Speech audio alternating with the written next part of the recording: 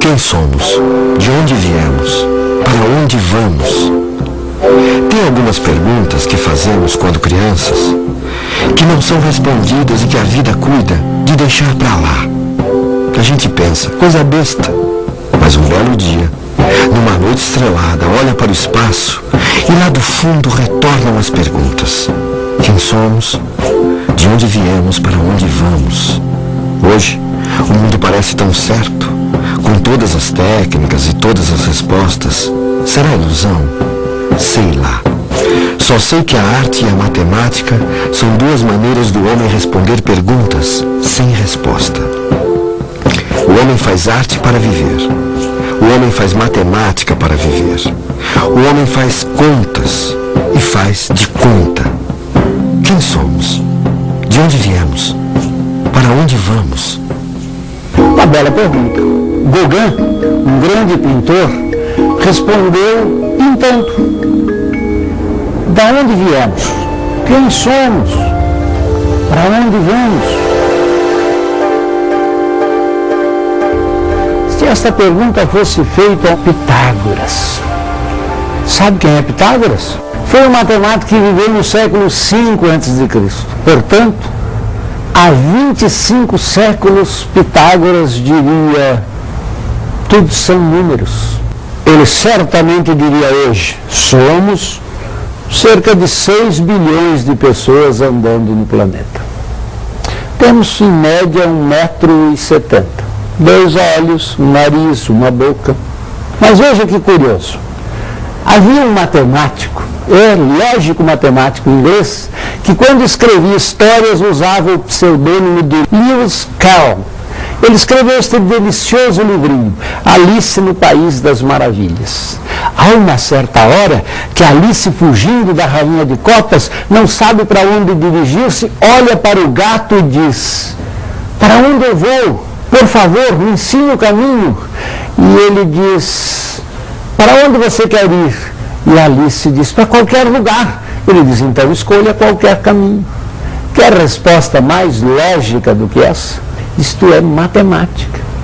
Toda vez que você contempla uma obra de arte, lê um poema ou conta para alguém uma história, mentalmente você faz matemática da melhor qualidade.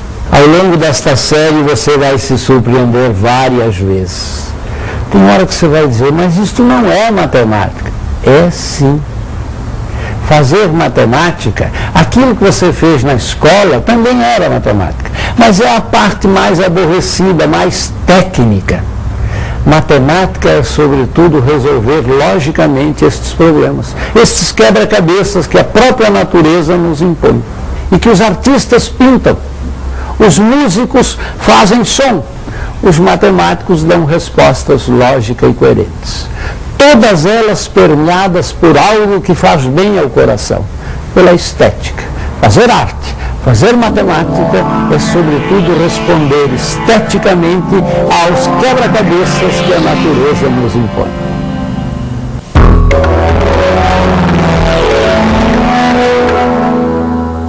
Quando vemos alguma coisa, estamos, na verdade, vendo a luz que reflete nela e chega aos nossos olhos. Ao observarmos alguém que passa, ao vermos um quadro ou quando assistimos um filme, nossos olhos estão, na verdade, captando imagens da realidade e levando-as para o nosso cérebro, onde elas se projetam, como em um cinema, por exemplo. O cinema nasce da luz.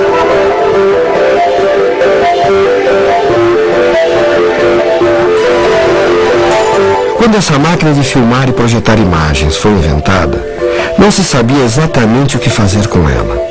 Filmavam-se trens, mágicos, lutas de boxe e o que mais se podia pensar. Era um espetáculo de variedades, até que se percebeu que aquele invento poderia servir para contar histórias.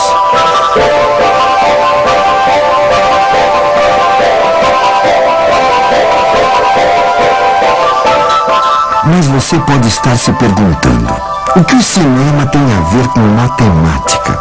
Então, aqui vai. Talvez quando criança, você tenha desenhado uma sucessão de bonequinhos no canto do caderno e ao soltar folha a folha, aqueles muitos bonequinhos ganhavam movimento, como se fossem um só. É É essa a ilusão criada pelo cinema. E há por trás dela uma relação matemática muito simples.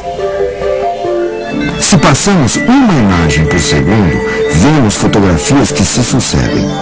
Se aumentarmos a velocidade, pouco a pouco, começamos a ter a impressão de movimento, que fica perfeita quando chegamos a 24 quadros projetados a cada segundo. Nossas retinas mantêm congeladas as imagens que nelas chegam por alguns segundos, emendando umas nas outras, e nasce o cinema.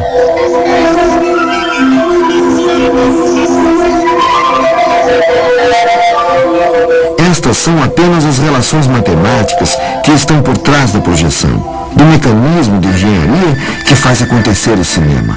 Mas o cinema é mais do que isso. Assim como outras artes e a matemática, a verdadeira mágica do cinema é a sua linguagem.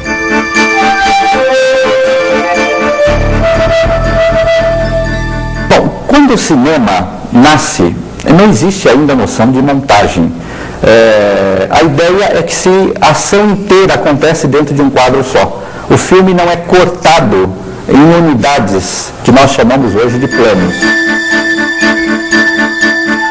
Esse filme já demonstra muito bem a dificuldade que existia naquela época para fazer o espectador olhar para aquilo que interessava.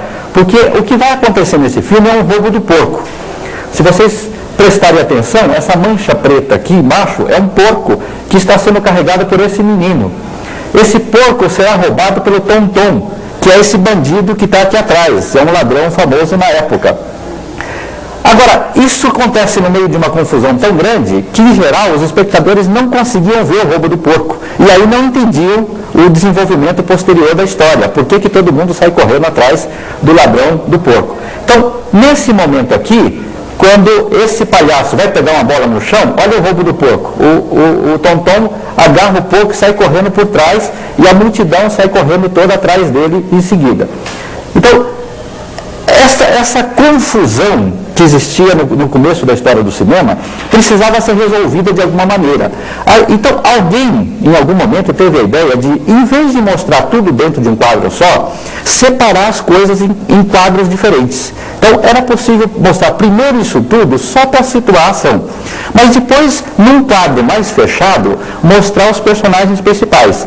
E quando fosse acontecer o roubo, tinha que separar o roubo num quadro mais fechado ainda, para que ninguém ficasse olhando para a mulher na corda bamba quando a ação principal estivesse acontecendo do outro lado do quadro.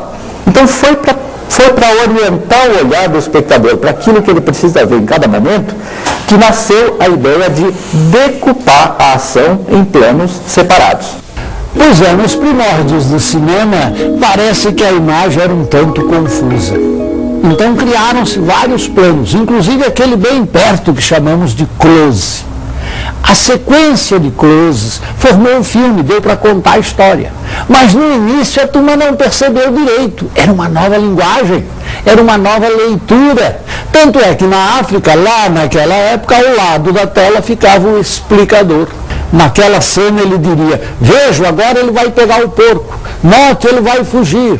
Repare, a multidão vai atrás. Era preciso explicar o que o novo olhar estava vendo. O mesmo acontece com a nova linguagem da matemática. Que história é essa de uma geometria que de repente se torna elástica? A geometria era estática, comportada, de repente virou elástica, topológica. Era preciso explicar. Era preciso dar um close, uma sequência, uma logicidade ao nosso estranhamento com a nova arte e com a nova matemática. Esta sequência é o objetivo dos nossos programas. Você vai deitar um novo olhar à arte e à matemática. Da mesma forma que estranhamos o antigo, temos um certo estranhamento quanto ao novo. Daí a importância de lançarmos novos olhares sobre as coisas. Matemáticos e artistas estão sempre na busca de compreender o seu mundo. Suas obras são as tentativas de mostrar aos outros o que foi que viram nas suas viagens na busca do conhecimento. Esculturas, gravuras, a música, a arquitetura, cálculos, a geometria. Mas nem sempre de imediato entendemos aquilo que eles nos têm para contar.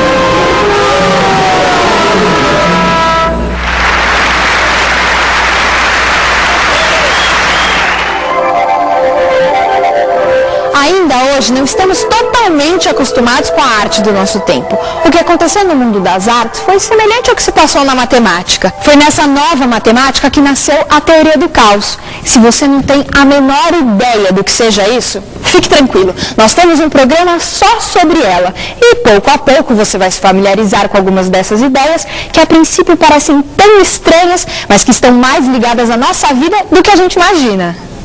Matemática é uma manifestação de conhecimento e comportamento humano que já se identifica nos hominídeos, nos australopitecos. Eles já têm algum tipo de comportamento, fazem instrumentos que revelam uma matemática quase que eu diria espontânea, e se diz que a matemática é própria da espécie humana. Não é só aquilo que nós, como matemáticos, identificamos como sendo matemática.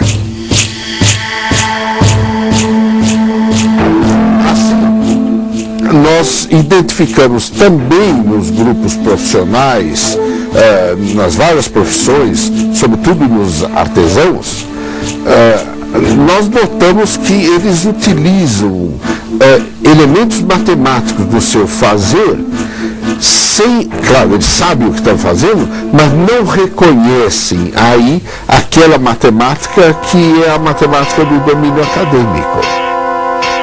Um dos grupos onde isso a gente nota com muito mais força é entre os artistas. Muitas vezes ele está aplicando alguma coisa, fazendo algum traçado, sem reconhecer que ali ele está empregando resultados que são objeto de teoremas que se estudam no mundo acadêmico. O artista concretiza ou torna concreta as representações que ele tem através de uma obra de arte. O matemático torna concreta as representações que ele tem através de uma teorização, de uma explicação, de um resultado, de um teorema.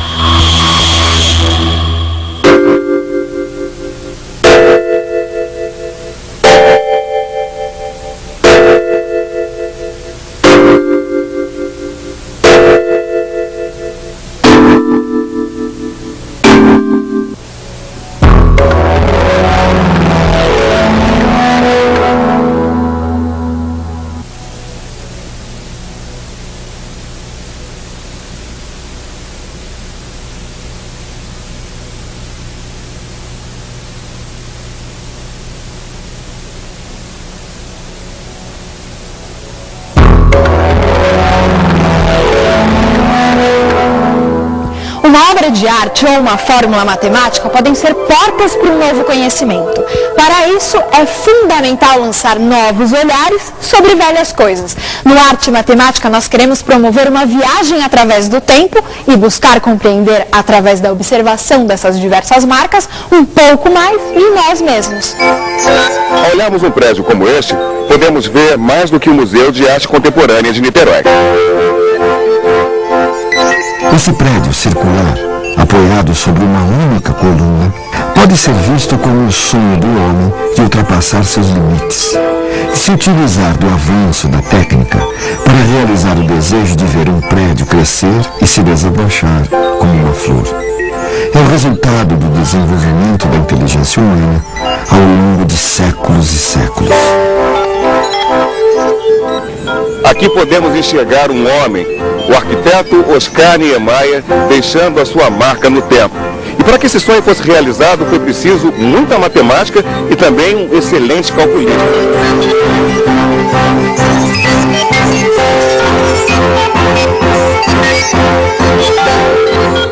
A arquitetura é um casamento perfeito entre artistas e matemáticos, mas saiba você, não é o único.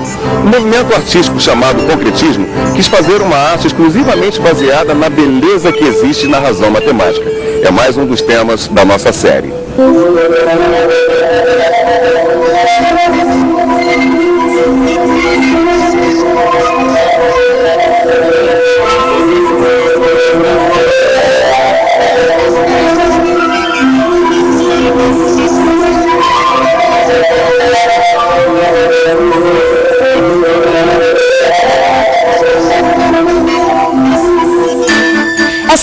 áreas arte e matemática não andam tão separadas quanto costumamos imaginar. São duas formas de conhecimento que andam paralelas e podem nos falar muito da história do homem.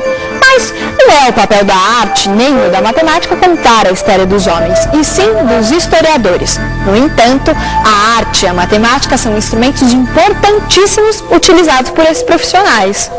Muito do que sabemos sobre o Brasil recém-descoberto deve-se aos relatos da carta de Pero Vaz de Caminha ao rei Dom Manuel. Esse relato oficial ganhou hoje, de certa forma, status de literatura devido à sua importância histórica e riqueza de detalhes com que o escrivão da Armada descreve suas primeiras impressões sobre esta terra e seus habitantes, os índios. Em outras expedições dos séculos seguintes, o Brasil foi intensamente retratado pelos pintores que acompanhavam as viagens. O Brasil foi o primeiro lugar do Novo Mundo que teve sua gente pintada de maneira fiel.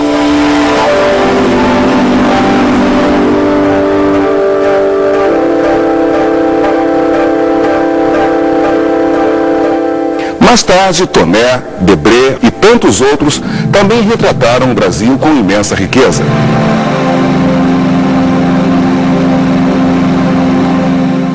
Rugendas, que acompanhou a expedição de Longsdorff no ano de 1820, tinha o desejo de que seus quadros fossem ao mesmo tempo obras de arte e uma contribuição artística à ciência histórica.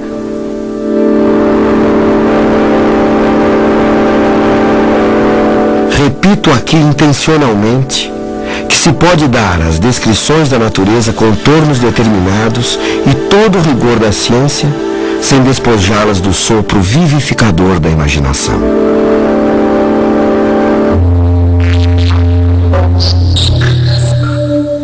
Assim como os europeus, há 500 anos puderam viajar sem sair do lugar, apenas observando essas pinturas, arte e matemática vão nos transportar para mundos que não conhecemos.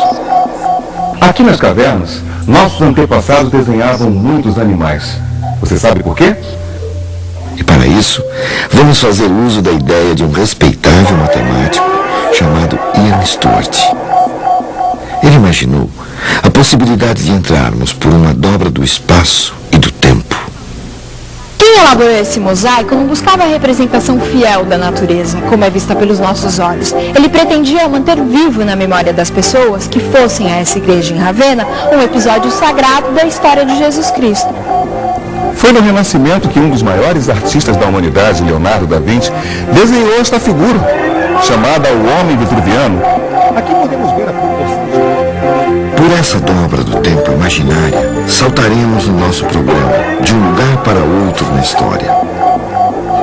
Mas será que esse homem primitivo riscava os ossos exclusivamente pela beleza, pela sensação estética criada pelos padrões? Essa é uma pergunta ainda. Assim, poderemos observar as diferentes formas de pensamento dos homens ao longo de sua trajetória até os dias de hoje, sem nunca esquecer que a história do homem é uma sucessão de fatos, um movimento contínuo. Na história humana é mais ou menos assim. Se olharmos uma só imagem, por exemplo, desenhada há milhares de anos numa caverna, estamos vendo apenas imagens, marcas do homem ao longo do tempo. Mas, observando-as ao longo da nossa história, percebemos a evolução do pensamento do homem. Conseguimos entender melhor mundos que não vivemos? Podemos tentar sentir o que esses outros homens de outras épocas e culturas sentiam quando realizavam suas obras.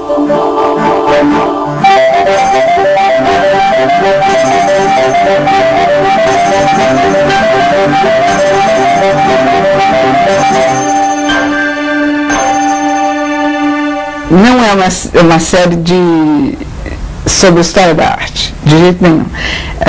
São conceitos, são ideias, são momentos que são discutidos em relação aos conceitos matemáticos. E isso eu acho que é muito interessante, porque cria uma tensão quando você passa da construção de Brasília para o movimento concretista. Além da construção de Brasília, os anos 50 marcaram a proximidade entre arte e matemática através do movimento concretista. Foi feito um recorte na obra dos artistas de de momentos, de obras, de períodos em que tem a ver com o que está sendo discutido em relação à matemática.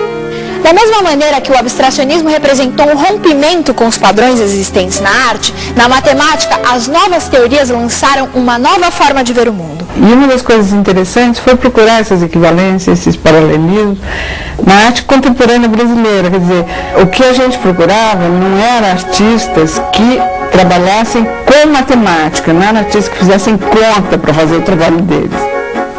Alguns deles se surpreenderam também de perceber tanta matemática no trabalho deles, outros não.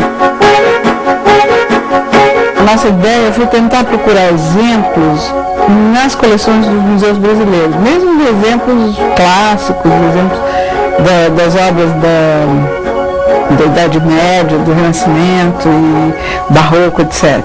A coisa mais sensacional, ou talvez uma das mais sensacionais, foi encontrar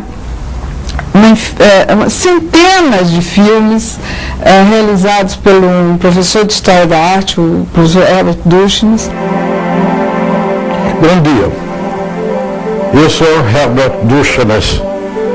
Quando tinha uns 8 anos, a minha mãe me levou ao curso noturno de um eminente professor de História da Arte, Erwin Panofsky, mas ele disse que para analisar, julgar, criticar uma obra, é necessário conhecer o autor. Isso me levou, no fim, à maneira como trabalho, com filmes que retratam o homem vivo, como ele se movimenta no dia a dia, no seu ambiente, seja rua, seja paisagem, e daí a sua obra e ele. Nunca só a obra, e sempre o movimento como nós costumamos ver isso. Aí entrou a parte que eu estava fazendo ultimamente, de ser uma espécie de jornalista de arte, de viajar o mundo com minha câmera, que era a minha anotação visual, para eu apresentar o que está se passando no mundo. Onde havia uma novidade, com uma ideia nova, que eu julgava uma ideia de peso, de importância, aí fui eu atrás da minha câmera de filme. Eu não sou realmente nem producente, nem aspiro a ser autor de filmes, mas o filme era o meu documentário apoiando a teoria. É só uma ajuda minha para reforçar a impressão e emoção e memória dos ouvintes.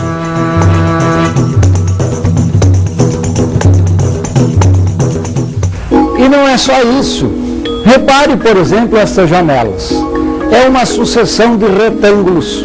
Certamente o arquiteto que as projetou foi beber em algo que os gregos no século V a.C. já haviam percebido. E que bem mais tarde, por volta de 1500 e tanto, quando o Brasil estava sendo descoberto, Da Vinci novamente impôs como critério de arte. É uma proporção, é um número de ouro. Mas não é só isso. E a harmonia que há na música? A matemática também está lá. E no tempo, vamos falar do tempo da matemática e no tempo das artes. Vamos falar do infinito. Lembram-se que não seja imortal, posto que é chama, mas que seja infinito enquanto dure. Vinícius de Moraes. E Castro Alves. Deus, ó Deus, há 1000 anos te mandei meu grito, que embalde corta o infinito. Será que o infinito do poeta e o infinito da matemática são os mesmos? São respostas à mesma indagação que a natureza nos impõe. Enfim, vamos navegar. Você já viu falar de um barquinho chamado catamarã? É um barco que tem 2 quilhas.